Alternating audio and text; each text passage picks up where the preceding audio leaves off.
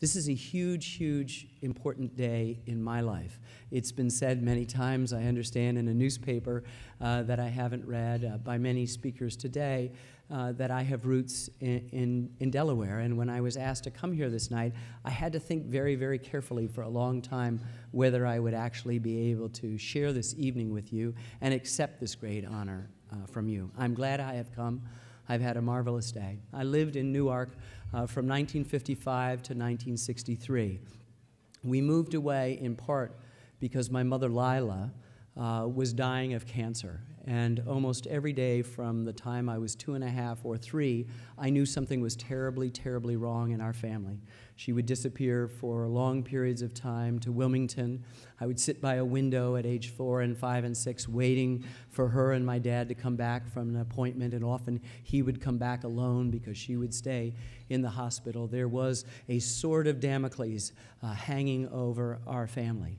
And eventually, my father decided that the best thing to do would be to accept a job offer he had received from the University of Michigan and travel to Ann Arbor, because there in the town was a phenomenal world-class hospital that may be able to forestall the inevitable that I was told at age 6 or 7 could happen in any month or any week.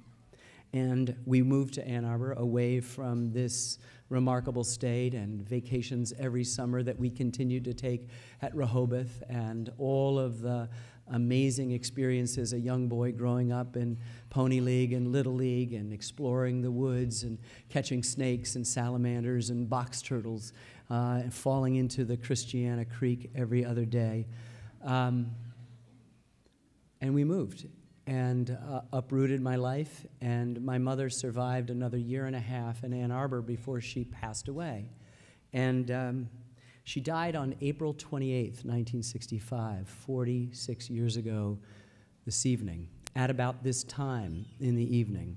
And I realized as I contemplated the possibility of accepting this that I would have to come and be a different sort of person than the feelings of this day inevitably engender, or have more recently engendered.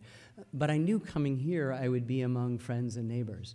And I do have many friends in this room, and I'm happy that this day, which has been both exhilarating and painful for me, has gone so spectacularly well. And I owe that all to your generosity of spirit, not just in the award, which recognizes not so much what I do, but what you do.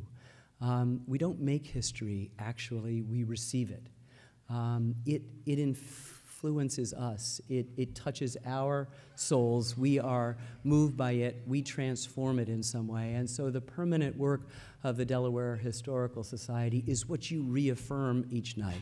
The changing cast of characters who come and go, the honorees, are less important than the day-to-day work. Just as in public television, those of you who are members who actually pay for this incredible service that public media does are part of a larger commonwealth that we can all experience, particularly in days where the tapestry, this magnificent tapestry of ours that I've spent my entire professional life trying to share, has become frayed and worn around the edges, where we have forgotten, as Shelby said, our great genius of compromise, where we have talked above each other, where we have tried to point out the differences and rather the overwhelming similarities between us. History is that table around which we can still have a civil discourse. History is that table around which we can still find inspiration to solve the most difficult problems we have right now. Because, ladies and gentlemen, nothing that we experience right now in this incredibly complicated time is more difficult than chapters in our history that I've explored that are very similar and also very different in the fact that we have risen to the occasion time after time after time, that leaders do emerge, words are spoken in a country in which words matter, and that things can change, repairs are made, things are healed.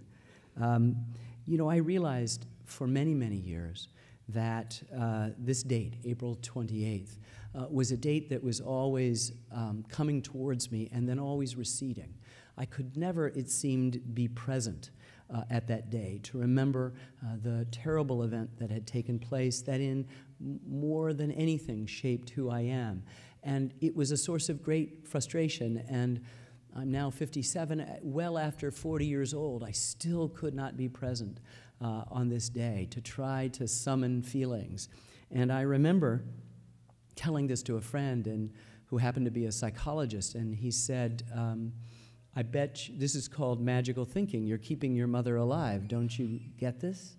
I bet you blew out your candles when you were growing up, wishing that she would come back alive, that this would just be a dream, that you'd wake up. And I said, yes, how did you know? How did you know? And he said, what do you think you do for a living? And I said, excuse me? He said, you wake the dead. You make Abraham Lincoln and Louis Armstrong and Jackie Robinson come alive. Who do you think you are really trying to wake up? And now this may seem obvious, dime store psychology, a kind of duh to the rest of you, but for me it was transformational. I was suddenly permitted the opportunity to experience what had happened on April 28th, 1965, to relive all of those terrible, lonely moments when I should have been enjoying a childhood and was worrying the way only parents and adults should worry, that I could do that. And from that day on, I vowed to keep this day alive. I would, for the first few years, travel to her gravesite in Michigan, take my then young daughters with me, celebrate the day, and try to inculcate in them an understanding that while life is incredibly difficult and complicated, it's not what happens, but how you deal with those things that is the measure of you as a person. And so we come full circle tonight in joyous celebration of the activities of this extraordinary organization, of your commitment to that organization, not just tonight, but every day, to our celebration of that which we hold in common, the unum, to the continuity of this complicated history, however painful it might be at time. Because as Bill said, I have had the great joy this year of not only welcoming in a new daughter to my life, but a granddaughter, whom my oldest daughter, my baby, named Lila after my mother. And so this is history as well. And I come here tonight celebrating not only this extraordinary honor that you bestow on me, but the ability for us to remember and to continue to remember, no matter how hard or how personal those memories might be. That's what history actually is. It isn't the abstract subject, nor it is the once-a-year gathering to celebrate our good works, but our understanding of the great pageant of everything that has gone before this moment. And I thank you from the bottom of my heart. It's very nice to have Lila back on the planet, I have to say. Thank you.